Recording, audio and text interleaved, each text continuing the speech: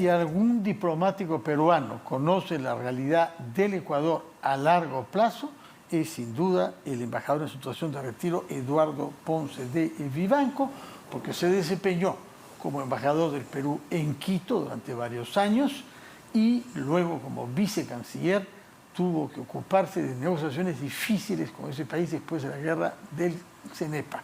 Embajador Ponce de Vivanco, muy buenas noches, gracias por estar con nosotros. Encantado, Fernando. Me imagino que habrá seguido con preocupación y con tristeza los acontecimientos en el Ecuador de los últimos 3 días, porque los comienzo datando con la fuga de Adolfo Macías, alias Fito. Fito. Sin duda que he seguido con preocupación y con tristeza que el Ecuador esté en una situación tan fea, tan conflictiva, tan alarmante.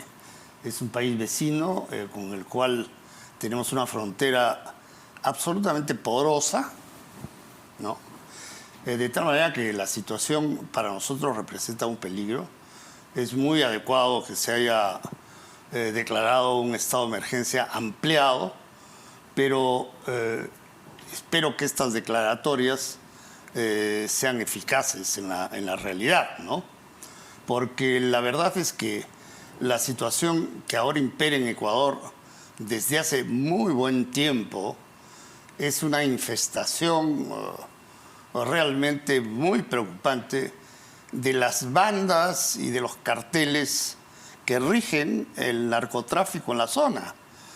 Colombia está al costado, el Perú también, los mayores productores de cocaína del mundo, y en Ecuador realmente, en Colombia realmente, las FARC, bueno, el ELN está al otro lado de la frontera, pero tienen pues un presidente que ya criticó, por ejemplo, las medidas ecuatorianas, el señor Petro, y que tiene unas ideas particulares sobre el manejo de estas situaciones, ¿no?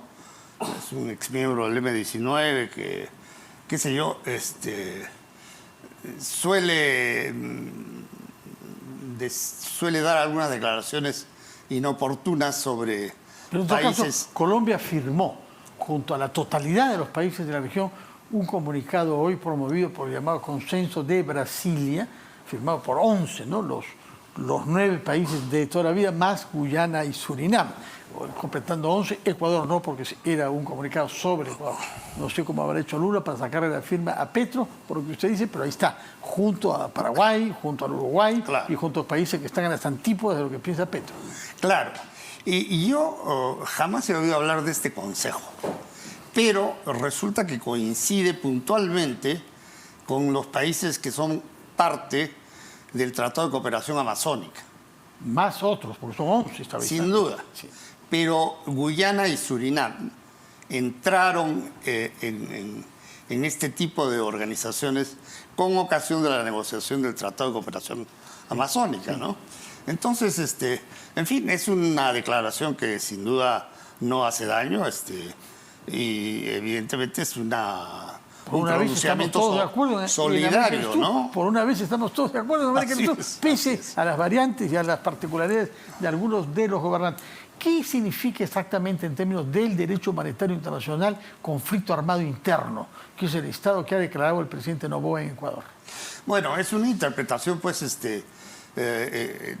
ecuatoriana en lo que se refiere al nombre que implica un estado de emergencia, y algo muy similar a lo que existía en el Perú con el Sendero Luminoso, ¿verdad? Entonces, naturalmente, una situación así le faculta al gobierno a tomar medidas extraordinarias y sin duda Ecuador las necesita. Y nosotros necesitamos que el Ecuador sea muy severo en la aplicación de las medidas más apropiadas para conjurar una situación tan absolutamente preocupante, no solamente para el Ecuador, para el Perú sin duda, ¿no? Y creo que el gobierno lo ha sentido de esa forma, no solamente en el plano de las relaciones entre fuerzas policiales y sin duda fuerzas armadas, sino también en el plano diplomático, ¿no?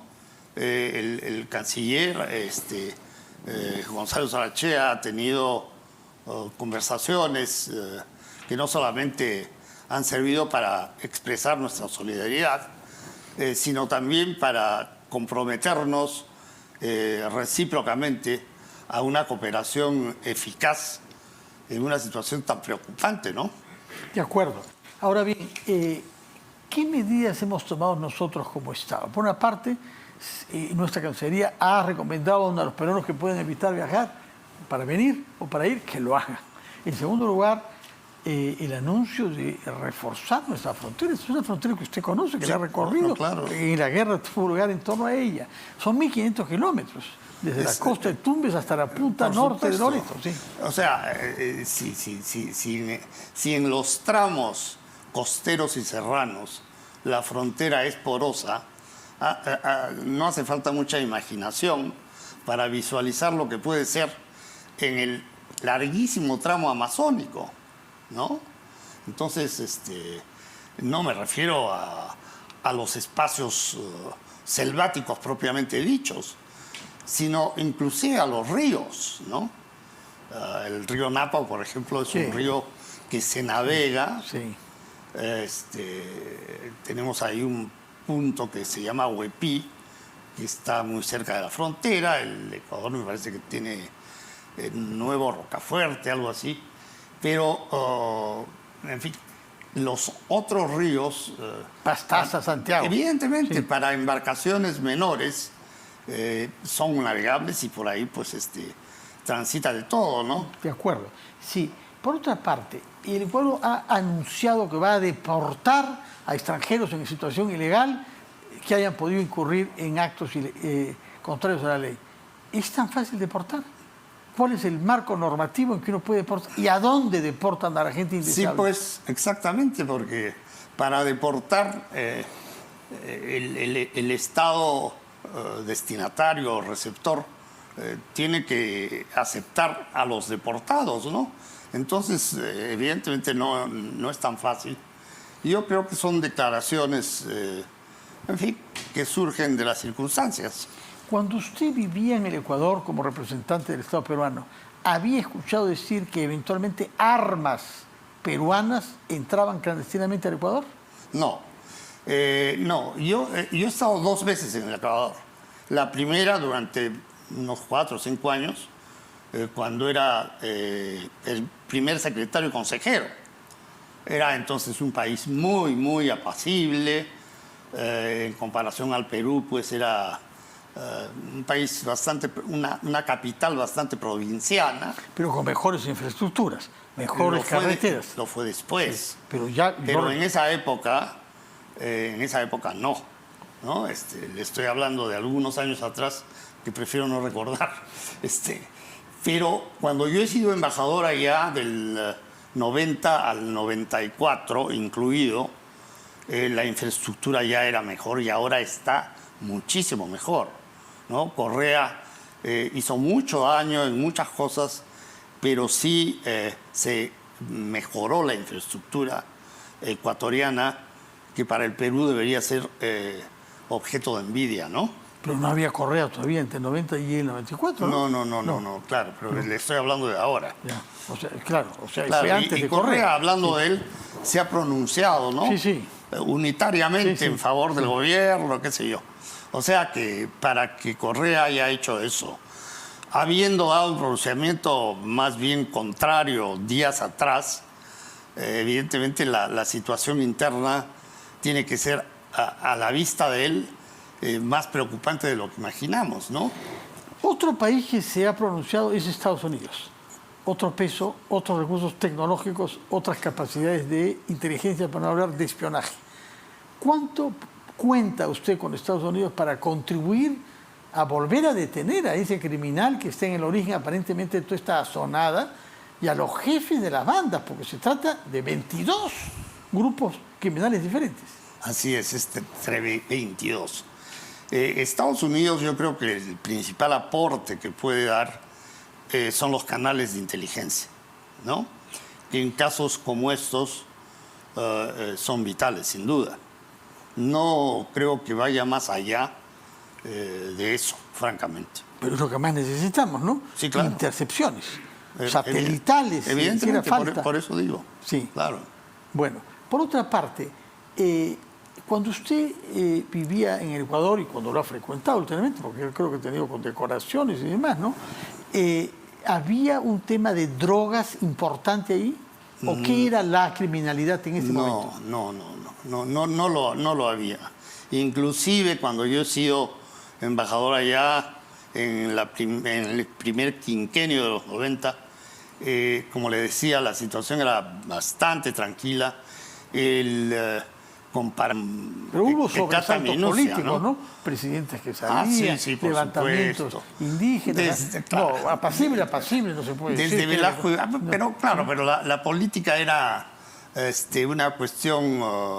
Bucaram, Mahuat, en fin, sí, pero han desfilado presidentes. No se trasladaba a la realidad de una manera tremendamente preocupante, ¿no? Velasco Ibarra con sus locuras sobre el Ecuador amazónico, Bucaram lo mismo, pero sin embargo vinieron, se entrevistaron.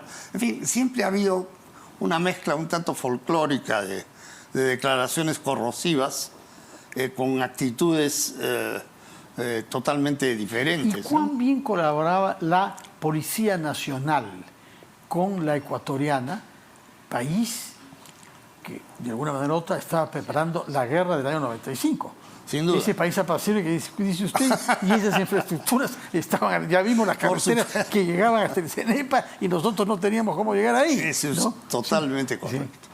Totalmente correcto. Bueno, a nivel de policías, la cosa siempre ha sido bastante eficaz, ¿no? Las policías tienen mecanismos de cooperación que son interesantes, ¿no? Y que no datan de los últimos años, son anteriores. Y eso es alentador. Me alegro, embajador, de escucharlo decir eso. Ojalá que la colaboración sea profunda, permanente y que nos ayuden a que sus delincuentes no entren acá.